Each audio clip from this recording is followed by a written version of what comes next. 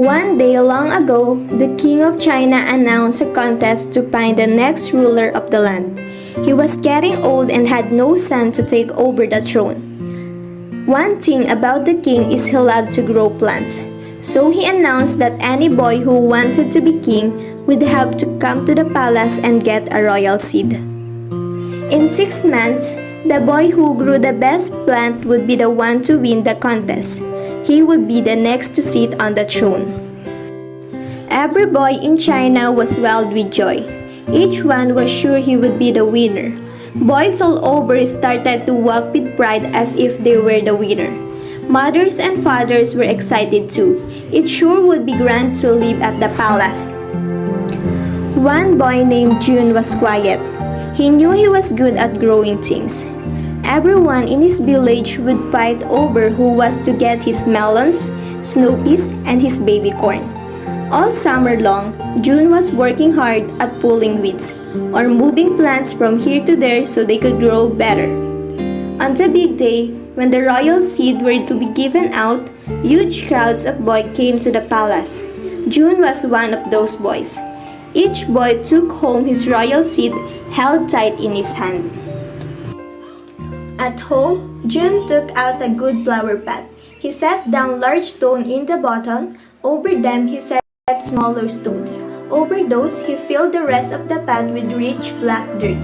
Then he made a hole at the top about 1 inch deep. Last, he pressed the royal seed into the hole and set dirt on top. With care, he tapped the top. Over the next few days, June watered his pot every day. All over China, boys were doing the same thing. Each one looked with care at his own pot. When would the first little green leaf show up? Day after day, June watched and waited. Shen was the first boy in June's village to announce that a green leaf was coming up. His news was met with great cheers. Han was the next one to say a little green plant was coming up in his pot. Then it was Wong. June did not know why there was no little plant in his pot. None of the other boys could grow plants as well as he, but still June's seed did not grow.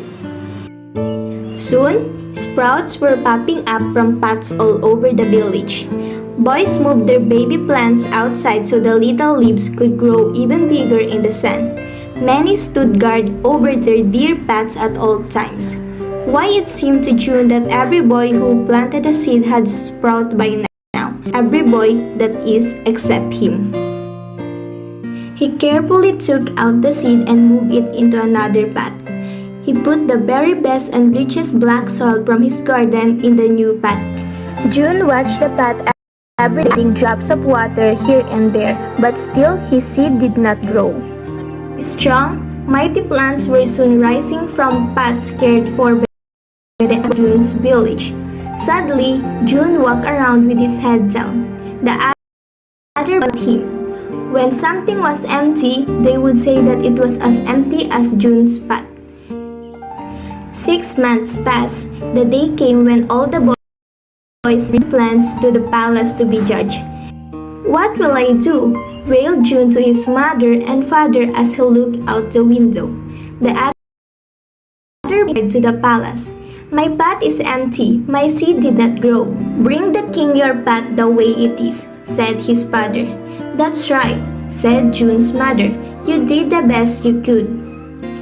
At the palace, all the boys lined up. Holding their big, strong plants in front of them, they waited to be judged. The king, in his rich silk robe, walked slowly down the line. He looked at each plant with a blank look in his face. When he came to June, he frowned and said, "What is this?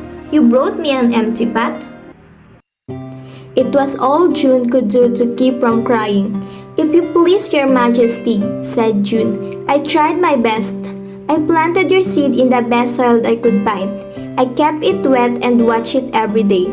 When the seed did not grow, I moved it to new soil. And I even moved it a third time, but it just didn't grow." June hung his head. "I'm sorry." Said the king. Turning so everyone could hear, he roared, "I do not know where all these other boys got their seeds. There is no way anything passed out for that contest.